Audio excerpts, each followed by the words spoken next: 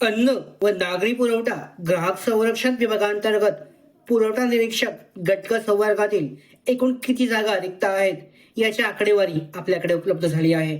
या संदर्भात जुलै 2025 मध्ये आपण RTI माहितीचा अधिकार फाईल केला होता, तर याचं उत्तर आपल्याकडे उपलब्ध झाले असून यानुसार जी माहिती विभागाने कळवली आहे, ग्राहक संरक्षण विभाग पुरवठा या अंतर्गत पुरवठा निरीक्षक पदासाठी एकूण 250 जागा सरळ सेवेच्या कोट्यातील रिक्त आहेत।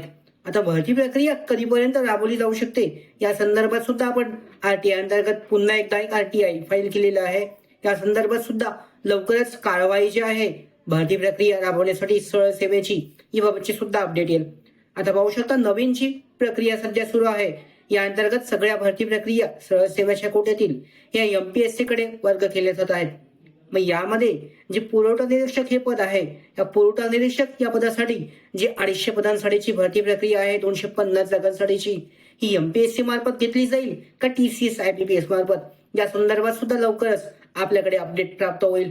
तर आजची ही अत्यंत महत्वाची नवीन अपडेट RTI जो आहे याचं उत्तर आपल्याकडे आलं आहे आणि या अंतर्गत पुरवठा निरीक्षक गट क संवर्गातील 250 जागा सरळ सेवेच्या कोट्यातील रिक्त आहेत।